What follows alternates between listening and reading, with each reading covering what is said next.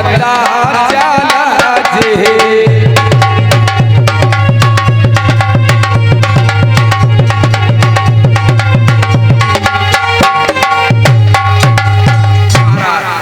छह चीजें शांत वातावरण की बताई गई कि राजा रागी संत जन और कवि जन भिक्षु को बाल और जे छैयौ मंगल चाहे तो नैन भावे जार। यानी राजा रागी संत कवि भिक्षुक और बालक ये ही वातावरण के बताए गए। तो प्रसंग कहाँ चल रहा है परिचित महाराज? हम दिमाग गो कहाँ पे चल लो प्रसंग? हाँ सलाह कर ले दो जन तरीके बताओ।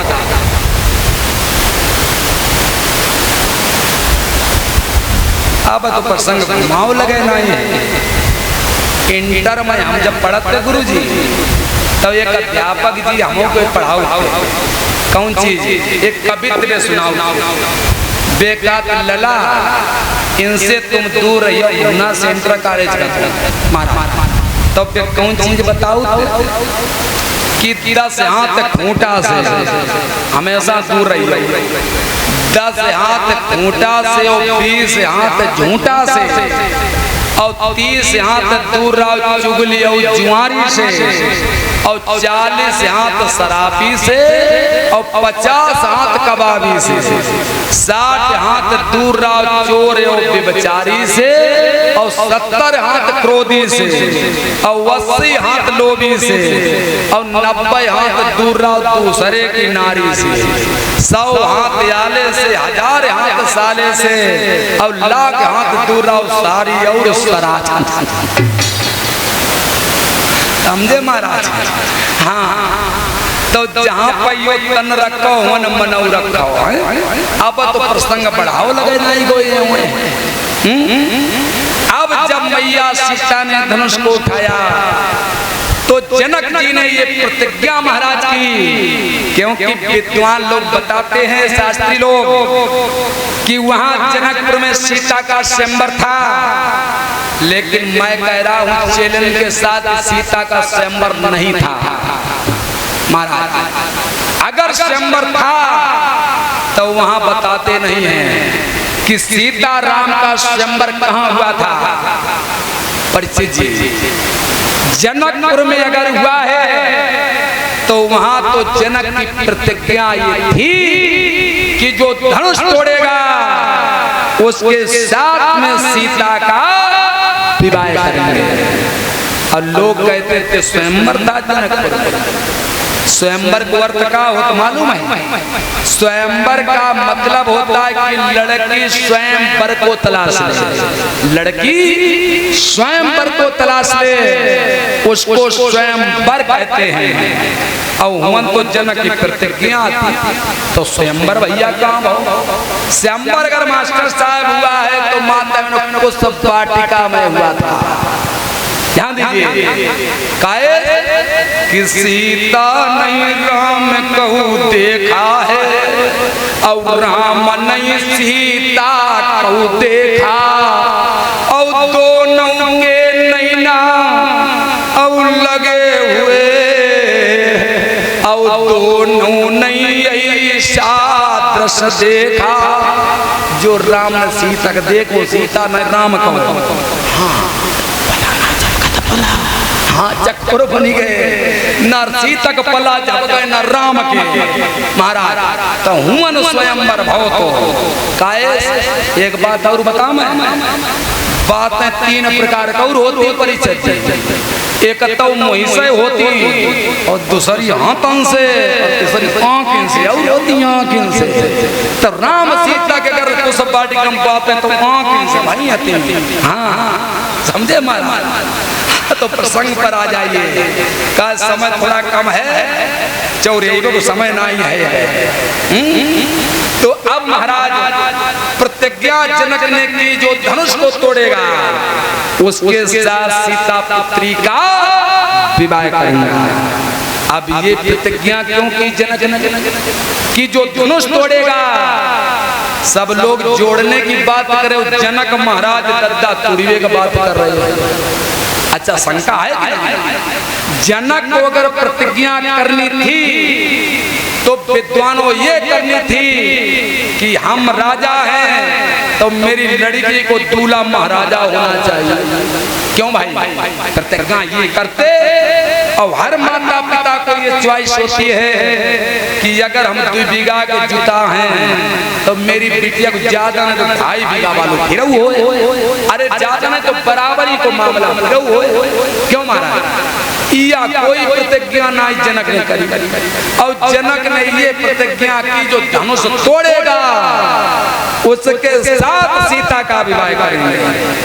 क्यों महाराज? इसका एक कारण है परिचित जी, बताओ है अवस्थी जी? नहीं बताओ।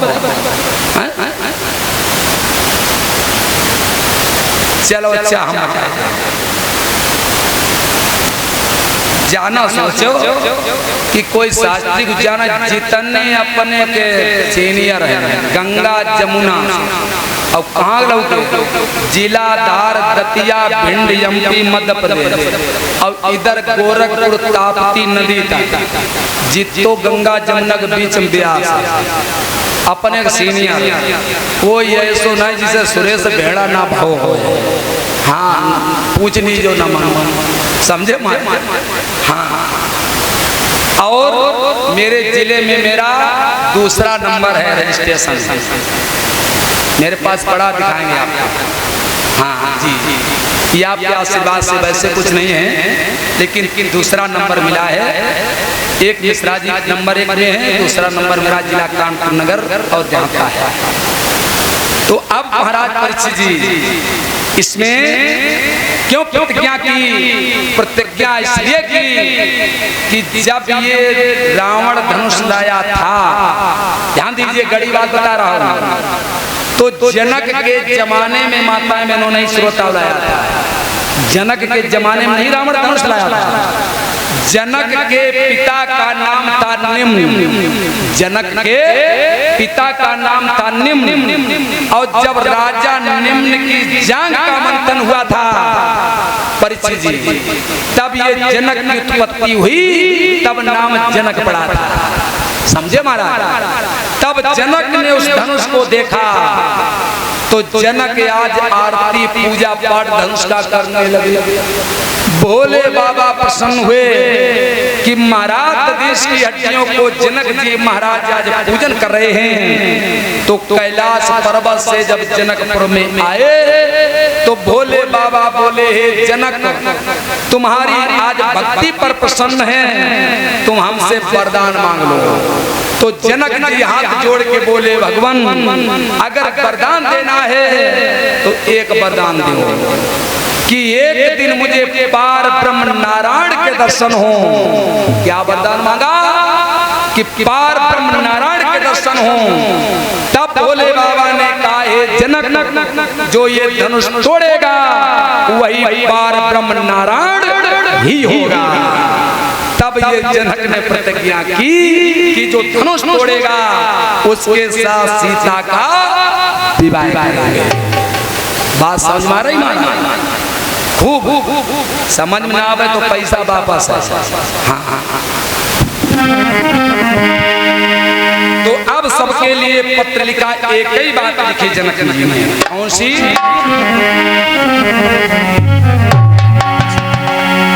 कि जिस महावीर की महाशक्ति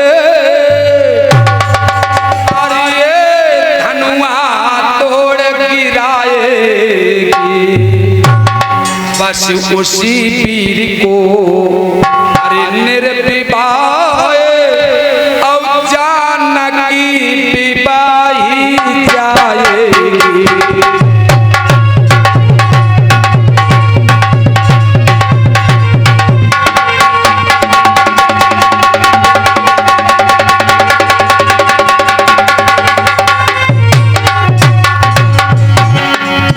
बस उसी वीर को निर्विवाह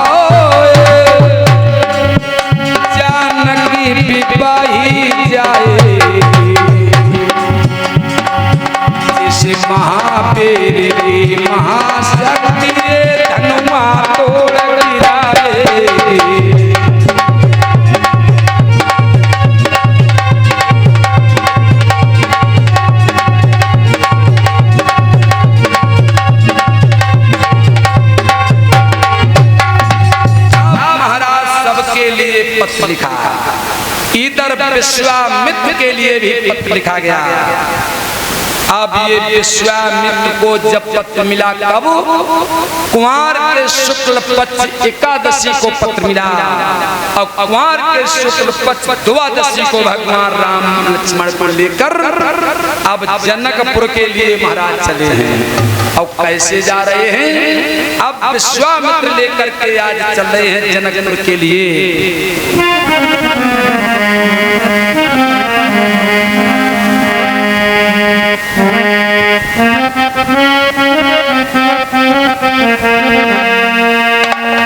बातें जब सुनी स्वयंवर के, अरे श्री जनक राज के धाम चले।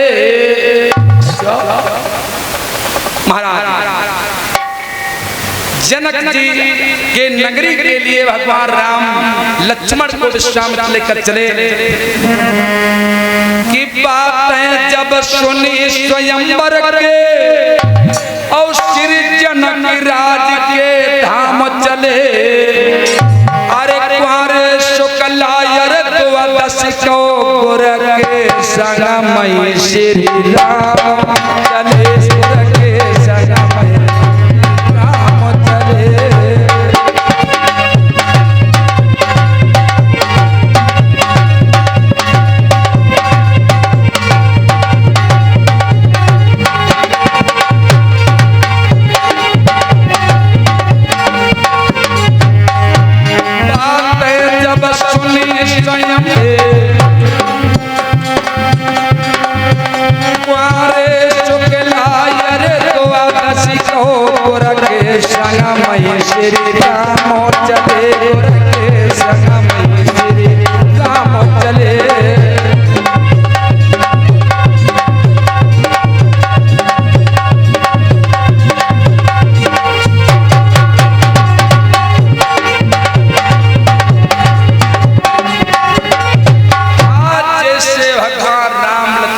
लेकर चले हैं। इधर महाराज जैसे ही जब आगे पहुंचे, कुंवार के द्वादशी को लेकर राम लक्ष्मण को चल पड़े।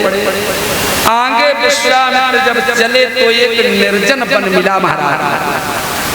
अब उस निर्जन वन जब देखा जिसमें पशु पक्षी भी नजर नहीं आ रहे थे, पशु पक्षी भी, तो बोले कि ये बताओ गुरुदेव इसमें पशु पक्षी भी समझा रहे हैं कि सुनिए बेटा राम, ये पत्थर की नारी कौन है महाराज? ये पत्थर की जो नारी है ये ब्रह्मा की पुत्री है महाराज। किसकी पुत्री है? ब्रह्मा की। और गौतम ऋषि की नारी अहिल्या है महाराज। ध्यान दीजिए, क्या नाम है? अहिल्या। राम बोले गुरुजी तो ये बताओ ये फिर पत्थर की कैसे हो गई? विश्वामित्र बोले बेटा राम, एक बार इंद्र ने चंद्रमा से पूछा कि भैया चंद्रमा तुम ये बताओ संसार में भ्रमण करते हो तो सबसे सुंदर नारी कौन संसार में है?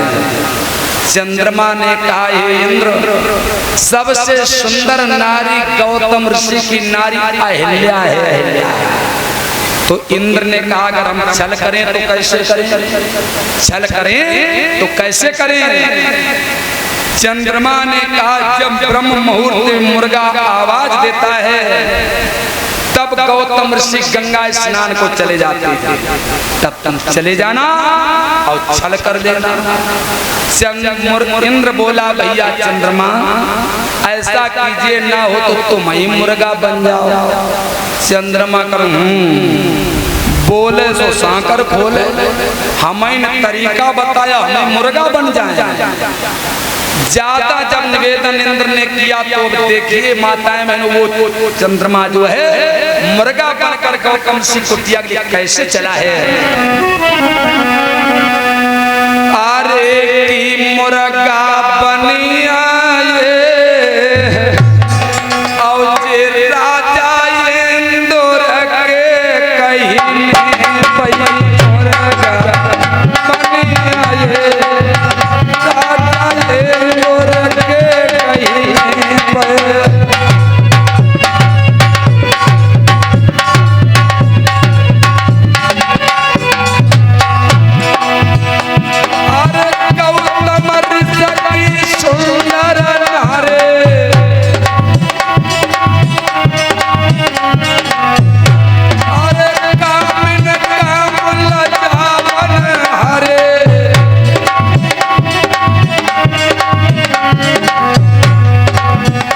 किशोर बदलू बिया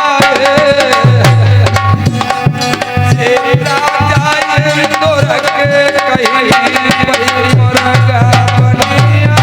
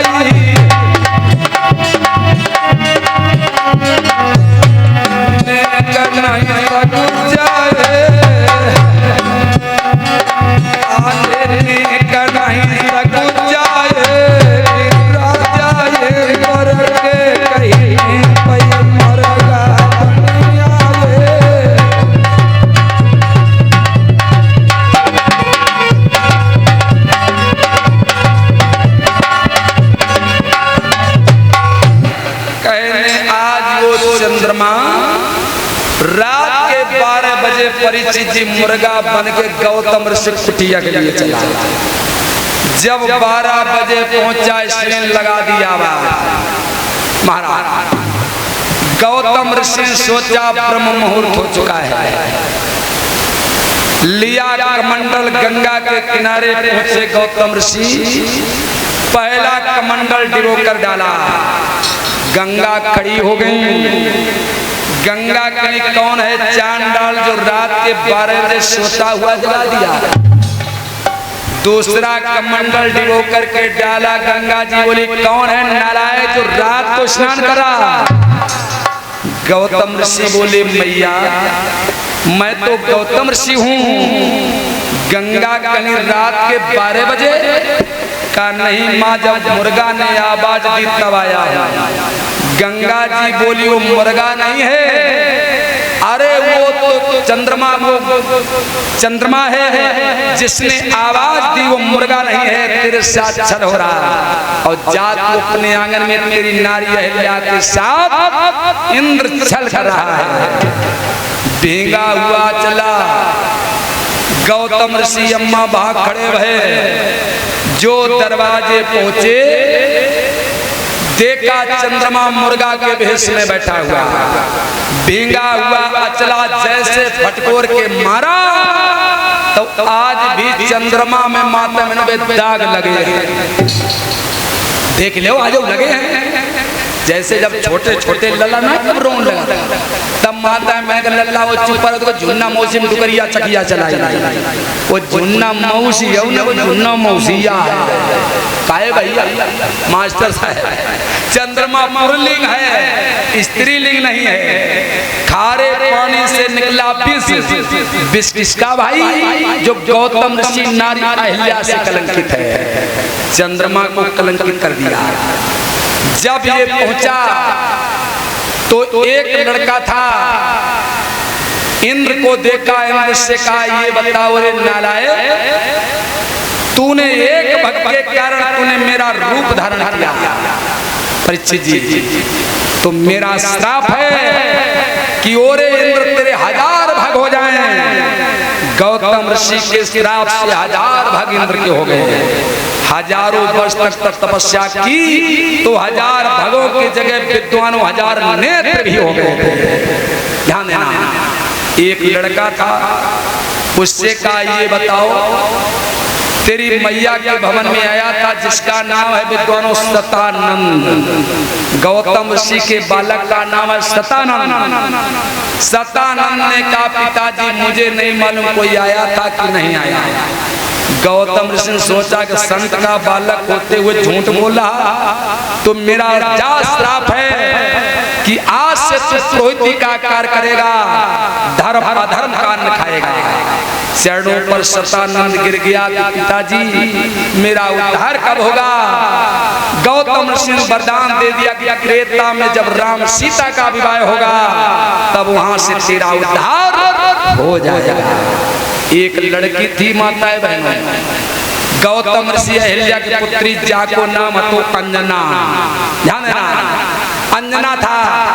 तो अंजना से पूछा गौतम सिंह बेटी तुम्हारी मैया के भवन में का कोई आया था? अंजना ने सोचा झूठ बोलना पाप है, मैं सच बता दूंगी। अंजना हाथ जोड़ी बोली पिताजी कोई आओ तो रात में गुनगुन की आवाज करत रहो और रात में चलो हमें जाऊ नहीं मालूम कौन तो कौन नहीं था। अहिल्या ने सोची कि मेरी लड़की ने भेद बताई। महाराज अहिल्या ने सोची कि मेरी लड़की ने भेद बता दिया तो अहिल्या ने अपनी लड़की अंजना को श्राप दे दिया कि जा रे पगली हमें तो करे का लगेगा लेकिन मेरा श्राप है कि तुझे बगैर करे का लगेगा। अंजना बोली मैया मैं मनुष्य को मुख ही नहीं देखे और देखे नठिया बगैर करे को कैसे। अंजना गुफा बनाए के रहने लगी। महाराज ये कल चौपाई मिलेगी माताएं बहनों विद्वानों। कौन? अरे शंकर सुमन के सरी नंदन और जय जय सीता राम राम जय राम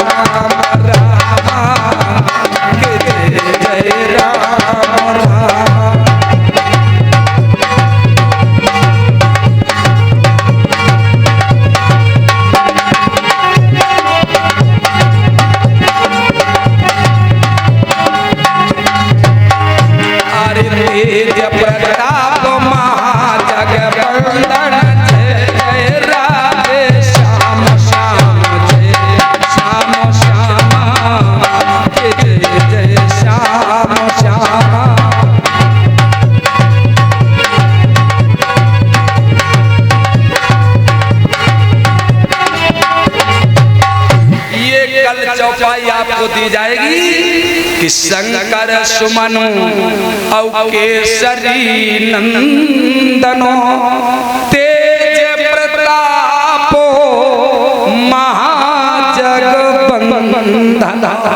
ये कल चौपाई माता बहनों मिलेगी। अब गुफा बना करके रहने लगी अंजना। गौतम ऋषि अहिल्या के पास पहुंचे बोले ओरे पगली तू संत की पत्नी थी तू श्राप दे देती नालायक भस्म हो जाता।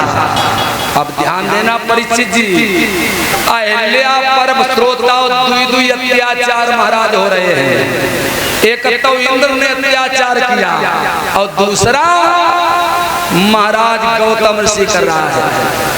गौतम ऋषि ने कहा ओरे पगली जा मेरा श्राप है कि आज से तू पत्थर की हो जा।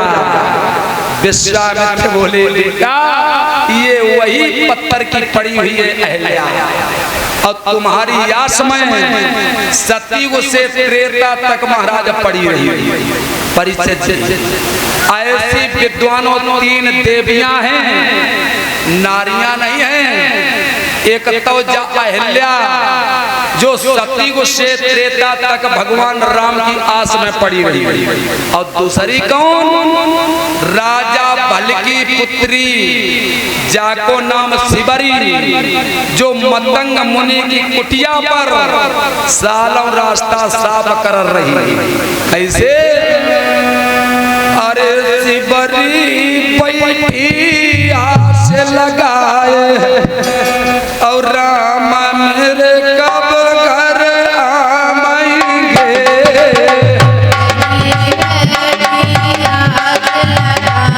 राम मेरे कब घर आएंगे। आज वो शिवरी कब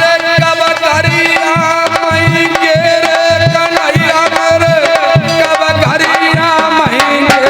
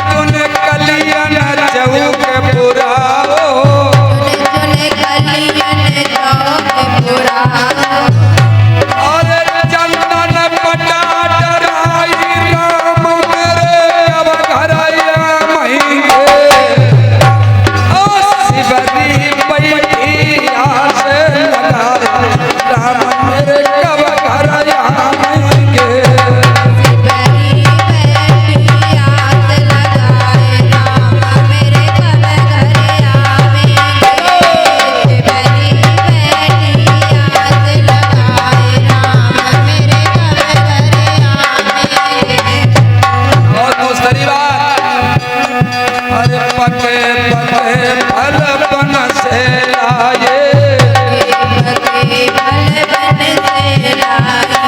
भर भर लोना घरे सजाए,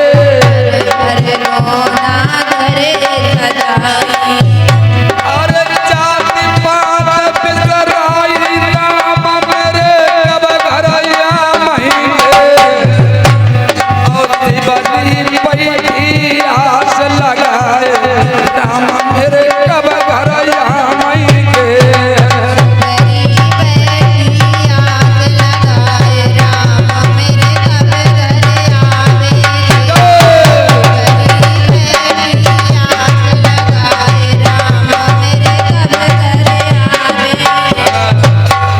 दूसरी देवी कौन? शिवरी। और तीसरी महाराज कौन? जो लंका में रहती थी, जो रावण की समीक्षा करे, जिसका नाम है मंदोदरी। वैसे तो पंच देवियों में मंदोदरी, तारा, द्रौपदी तो आती है महाराज, समझ रहे? हाँ। बोले विश्वामित्र बेटा राम, उठो, तुम्हारी आस में सत्यु से त्रेता तक लेटी रही, चरणों की रज लगाकर इसका उद्धार करो। भगवान राम जैसे खड़े हुए, जो चरणों की रज को भगवान ने लगाया, तो एकदम आज अहिल्या उठ करके कल्पवृक्ष जैसे खड़ी हो, दोनों हाथ जोड़कर अहिल्या बोली, प्रभु मुझे, मैं परसों से आज सत्यु से पड़ी रही, आपने मुझे उद्धार कर दिया। तो अब अहिल्या बड़ी खुश है महाराज। हाँ, काहे? अगर कुरूप कोई होए और सुंदर बन जाए तो खुश तो वो है ही महाराज। हाँ, तो वह अहिल्या इतनी खुश है, और आज कैसे भगवान राम से बोली, नाचने लगी अहिल्या।